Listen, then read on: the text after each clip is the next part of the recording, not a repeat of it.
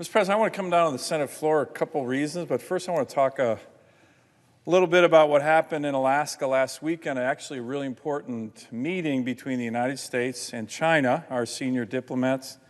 Their senior diplomats took place in Anchorage, and let's just say the meeting was as frosty as the Alaska air.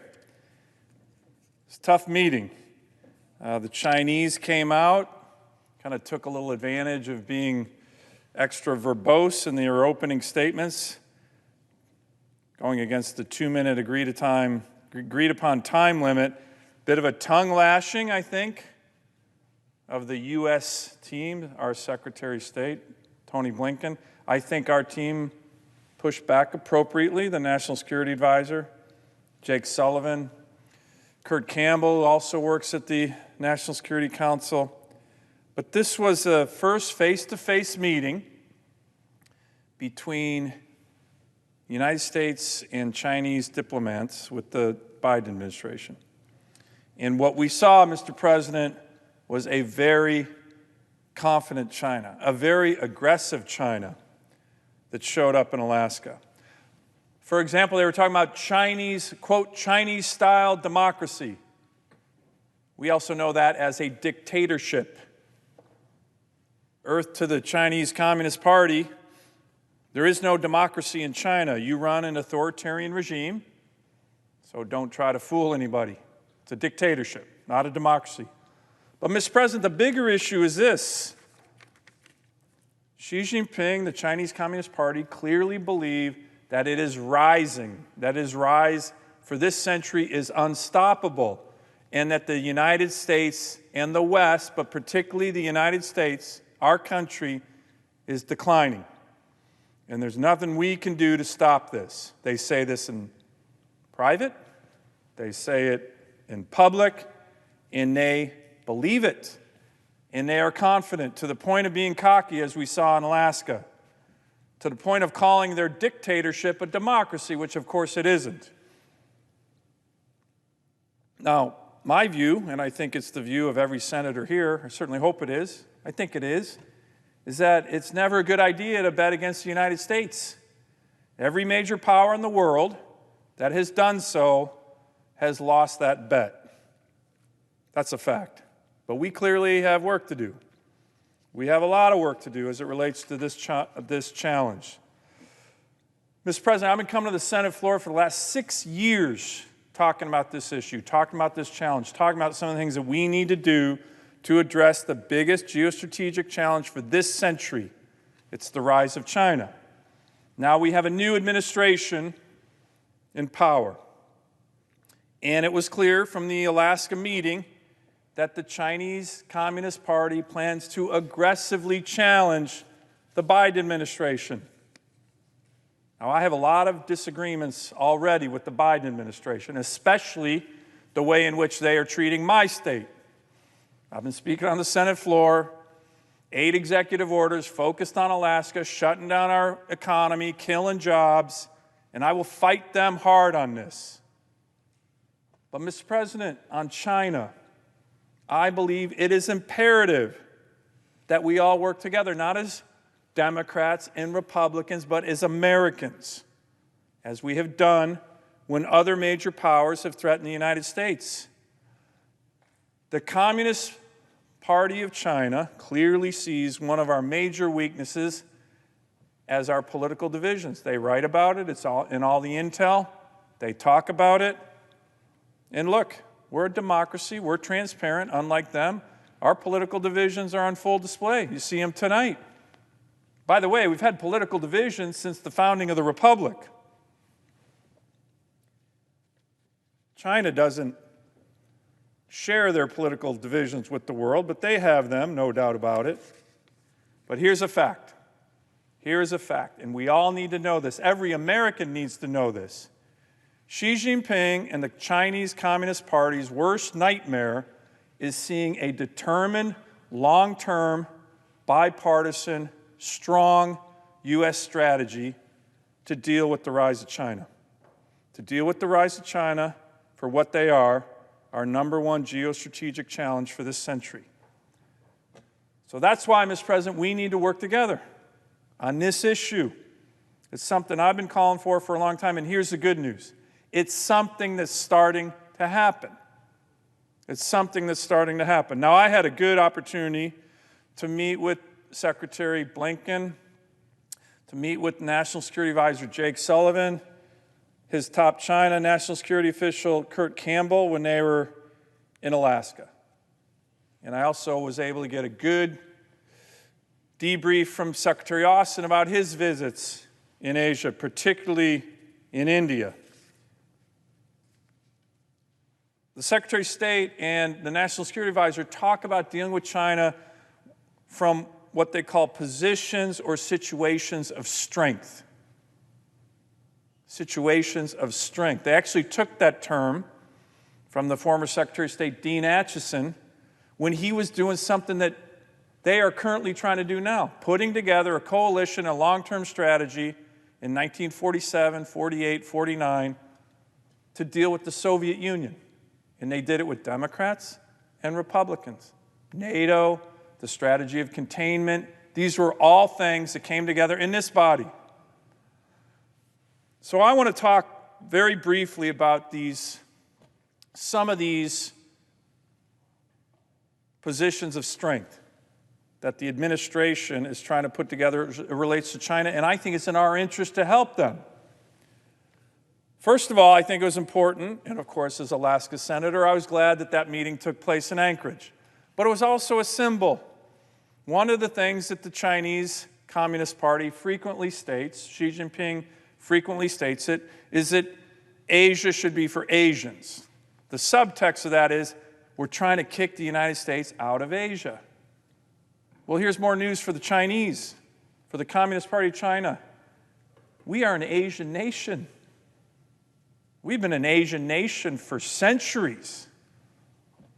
My hometown of Anchorage, where this meeting took place, is closer to Tokyo than it is to this city, Washington, D.C. The Aleutian Island chain goes to the other side of the international date line. We are an Asian nation. We're not leaving. We've been there 200 years. We'll be there 200, 300, 500 more. So that's number one, and I'm glad they held the meeting in Alaska for that reason, on American soil. And they chose to do that purposely. But, Mr. President, let me talk about a couple of other positions of strength that I think it's incumbent upon us to try to help this administration with, help our country with. Some are going to be up to the Senate and the House. A lot more are going to be up to the President and his team. Where we can influence it, we should. As I mentioned, politically, being unified on issues that relate to China is exactly what the Chinese Communist Party fears the most. And it's starting to happen. Legislation to outcompete China economically. Critical. The more that we can do that, the more that we can show we're united, the more important what we do here is going to matter in the long-term competition with regard to China. Let me give you another one, Mr. President. Allies. Allies. The United States is an ally-rich nation. China is an ally-poor country. Very few allies, maybe North Korea, Russia, maybe not. China really doesn't have allies, they have customers. We have a network, and it's one of our most important strategic advantages. We need to build upon that network of allies, deepen it, expand it, and I will give the administration a lot of credit for setting this up in an important way for their first meeting. The leaders of the Quad. The Quad is the United States, Japan, Australia, and India. Started by President George W. Bush, taken to another level by President Trump, and taken to a really high level by President Biden. The leader level was a really smart move. The Quad could help anchor our alliances in the region in a critical way. 3 of the 4 biggest economies in the world are part of the Quad. Some of the best militaries in the world are part of the Quad. So to have that meeting, even though it was virtual, with the leaders, the president, prime ministers of the Quad was smart, and it's something I think they should be commended on. Then to have the Secretary of State and the Secretary of Defense go to Korea, go to Japan, continue on the Secretary of Defense to India, also very smart. The Chinese know this is a huge weakness of theirs, and it's a huge strength of ours. And as senators, the more that we can do to encourage this on our own, go to these countries, reinforce the importance of these alliances, is clearly a position of strength that the administration is off to a good start with. Let me give you another one, Mr. President. A position of strength, our military. Our military. This is going to be pretty simple. If we see dramatic cuts to our military, and right now the Biden administration is debating this. There's a real fight going on internally. Where's the budget going to be? We can't see cuts. The second term of the Obama-Biden administration cut defense spending by 25%. They gutted readiness. The Chinese and the Russians were applauding that whole period. We have worked hard to build that up. Under the Trump administration and Republican Senate, they need to keep it going. And here's going to be a test, Mr. President. Last year in the NDAA, we put in the defense bill a bipartisan piece of legislation called the Pacific Deterrence Initiative.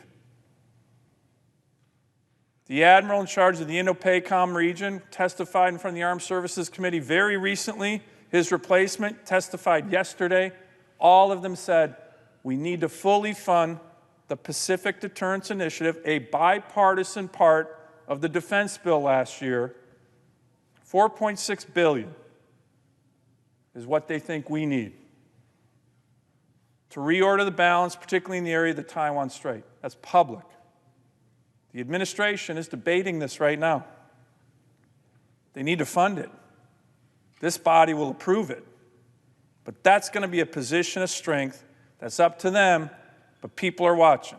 We're watching, our allies are watching, and of course the Chinese Communist Party is watching. And let me give one more, Mr. President, one more that I think is critical.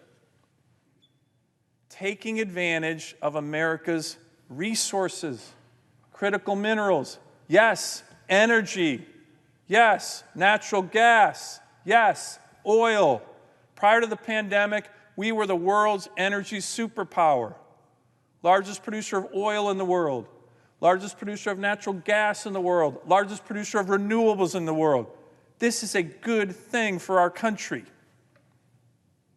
Our allies in the region know it, the Chinese know it, and again, there's a debate within the administration right now on energy. The president has recently told some of our great union leaders he's, quote, all in for natural gas. We should do that.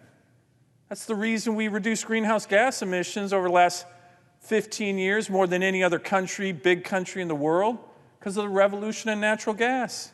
Our allies need that. They know it's a national security strength that we have.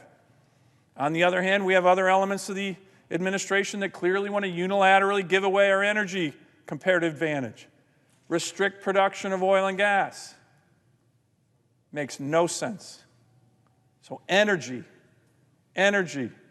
is another position of strength that we should be encouraging, and I certainly am encouraging the Biden administration to recognize as something good for our economy, good for jobs, but yes, really good for our national security and really important in our competition with China.